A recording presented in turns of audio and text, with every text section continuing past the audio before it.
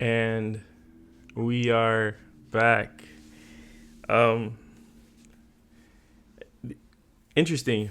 So I think this is I don't think, I know this is the first week back after the hiatus, and uh, it's good to be to to hear feedback, get feedback, and then honestly just realizing that you guys have been missing this and wanting this and enjoying the creative space and looking forward to us kind of getting back to it. I think that's what I learned over the course of the last week or so, that there's still a space for this. You guys are still welcoming to me, and I don't take that for granted. So I'm glad we're back. This is week 2 back, episode 47, I think it is. We're trekking forward, and I appreciate that. I do want to say it's still warm in the studio, so if you hear what sounds like tissue, or if you're looking at this, I just wiped I feel like I think I said it the last episode, like one of those pastors, Baptist pastors. I'm excited though, but I want us to start how we always start, with an exercise in mindfulness. And we usually do that with 10 breaths, focusing on your breath, starting now.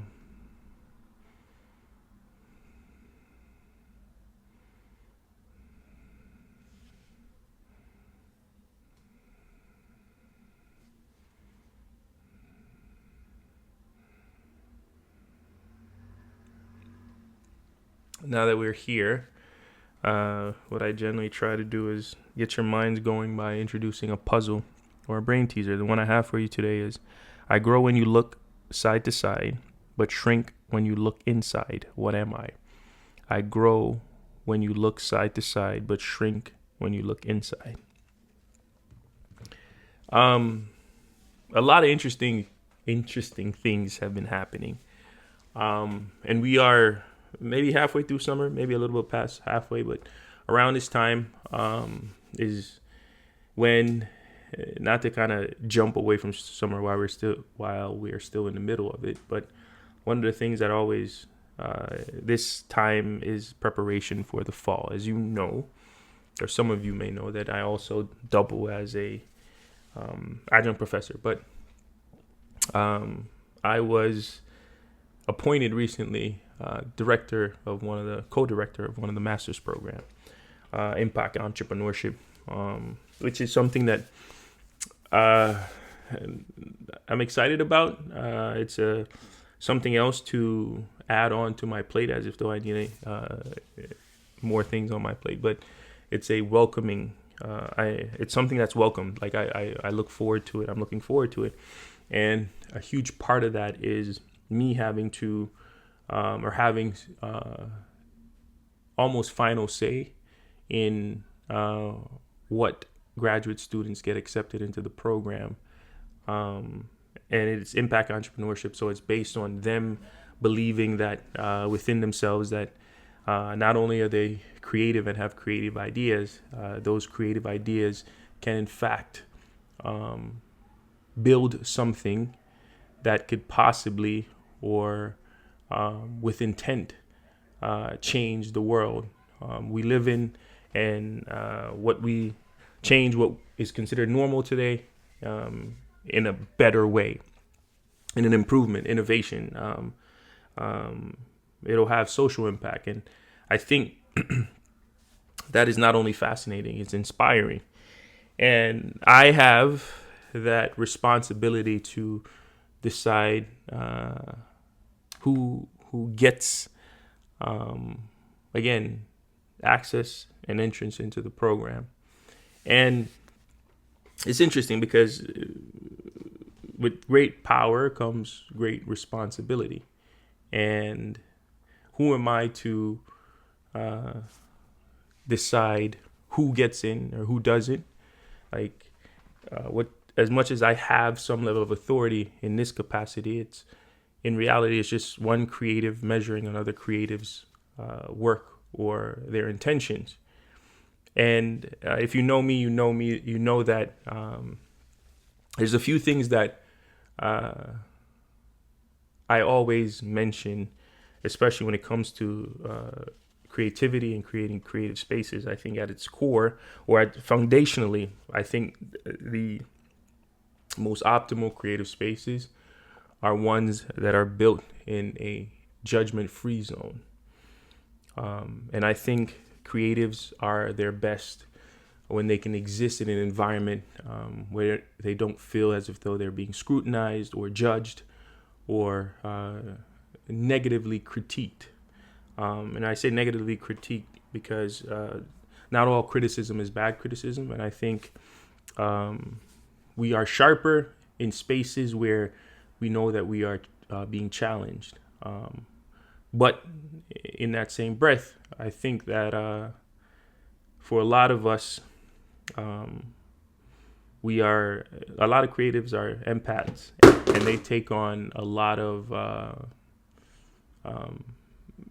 creativity itself is built on feelings and emotions, and you have to carry that. You have to wear that. And for a lot of us, we wear our hearts on our sleeves. And if these are passion projects, it can be overwhelming. Negative criticism can not only be overwhelming, it can in fact be can detract. It can take you off path. It can convince you that you are unworthy and what you're building is irrelevant. And I think that is the last thing I'd want to do in this situation. So I'm conscious of that. So I know that I have to create a space, at least in my head, a space of no judgment as I'm going into to make this decision. And the other thing is just comparison, right? I think naturally as creatives, when we measure other creative work, we naturally want to compare. And it's not your project against mine. Sometimes it is this how I would do it? If I were at the helm, or if this was my idea, is this the way that I would execute on that idea? And a lot of the times it's not. Creativity is heavily built on perspective, on personal journey, and no two of those are alike, nor is the individual identical to anybody else. And that's just something that we all have to understand. So it's like creating a judgment-free environment and understanding that being conscious of this natural, I don't want to say urge, but this natural response to want to compare. And if I allow myself to be conscious of those two things and then not allow it to influence my decision making, I think I'm off to a good start in regards to measuring or grading these applications.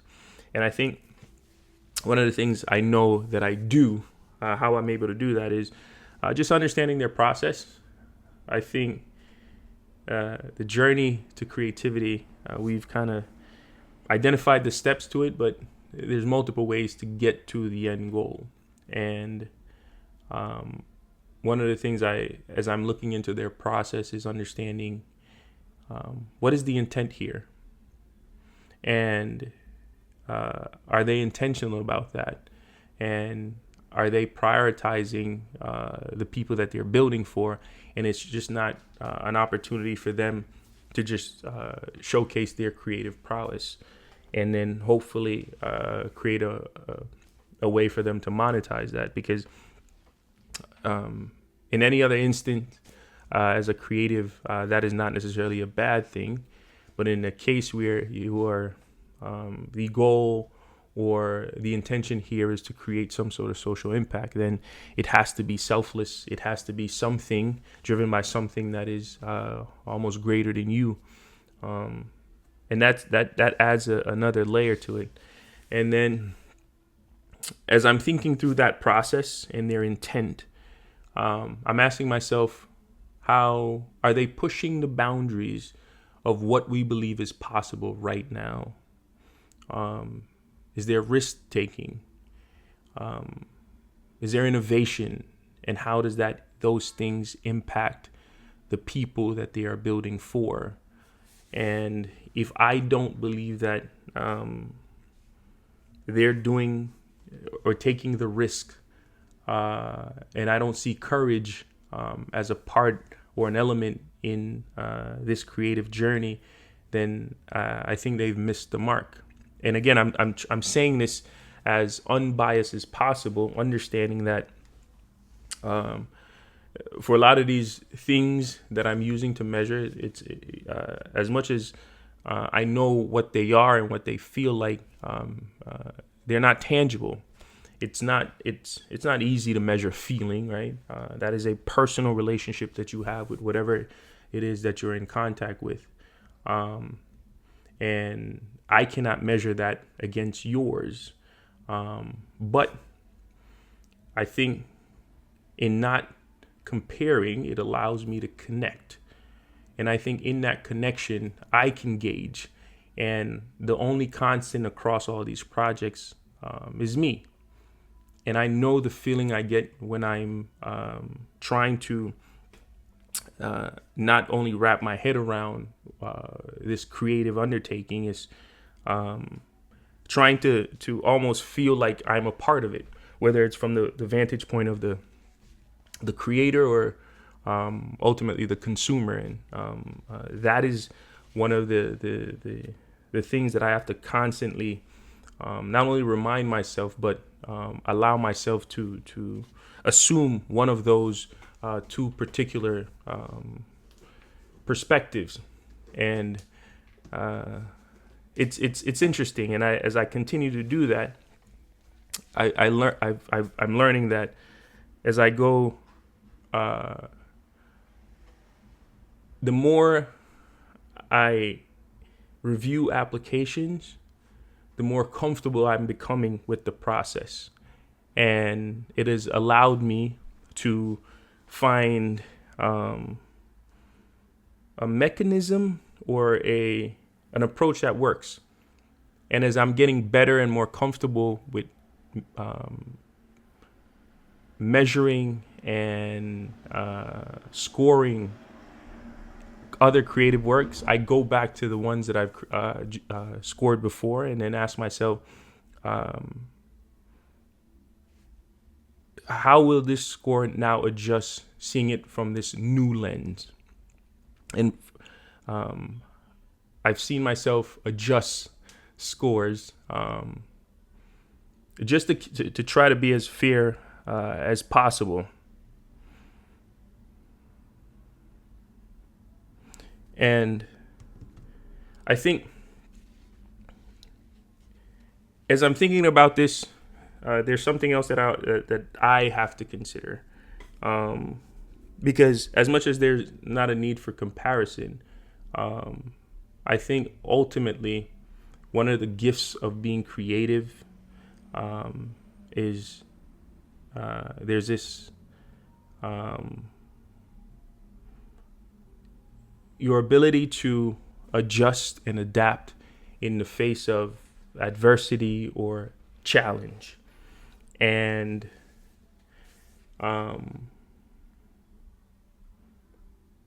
some challenges are like manufactured, and others they happen organically. And when I measure other creative works, I ask myself, am I being challenged in this aspect? Not in the sense that, and I'm challenging again something that is not measured, that it's hard to measure, because it is almost subjective, because what I may see as a challenge might not necessarily be seen as a challenge by somebody else. But if I empathize and I allow myself to live in the perspective of the creator, the designer,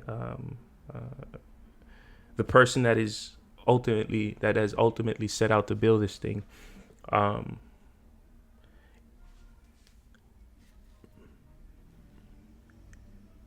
Am I challenging the status quo?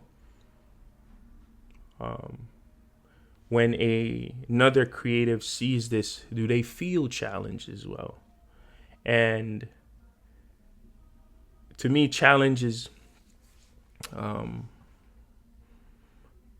great tool for us to learn. And I also have this thing where I believe that every day is an opportunity to learn something new. And when you're in a space with other creatives, there's always an opportunity to learn something, whether it's a technique, whether it's a process, whether it's a product, whether it's an approach. And the creative process has been what it is for a long period of time. So as somebody who appreciates innovation and bringing novel ideas to life, I see opportunities like this as opportunities to learn. And I think that's one of the amazing things that come from seeing other creative works and analyzing other creative works, because now, as much as it feels like comparison, when in reality, what it truly is just challenge, right? It is one creative is pushing another creative's ability by having them see or question their own art of the possible, right? It's like almost like I didn't even think that that is possible, but now that I know, what can I now create from that? And it almost feels like that analogy that steel sharpens steel. And again, I'm saying that being conscious that I don't want it to come across as a competition, because ultimately this is for the greater good. And I would hope that I can get outside of my own creative bias. I can measure these projects by intent and potential impact, rather than over everything else. And I also have to be mindful that right where we are only at the initial phases of this. These are still ideas with intentions. These are ideas with purpose. These are aspirations to change the world, to change society, change our relationship with it, and bring change to it. And I have to be able to give my fellow creative grace, knowing the magnitude and the pressure that comes along with that, right? Like when you think about it, and this is something that I've had to battle my own self, and maybe that's why I'm giving other creatives so much grace, because like, who are you to think that your creative skill or gift is worthy or has in it the potential to change the world? Like, what did you do? How often did you do it for you to believe that your creation can in fact impact and influence the world? And it just the thought of that, like if you ask yourself, and you get into you get into self-doubt, you get into imposter syndrome, and all these different things that can impact and influence your creative process. And there's I don't know if you hear that, it's um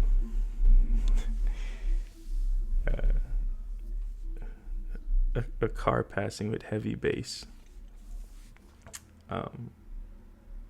But yes, who are you to think that you are capable enough to do this thing that you set out to do? And I'm saying all that to say that I know how difficult it is as a creative to measure other creative work. I know how difficult it is as a creative to measure other creatives. I know how naturally we tend to want to compare. I know how naturally we tend to want to critique. But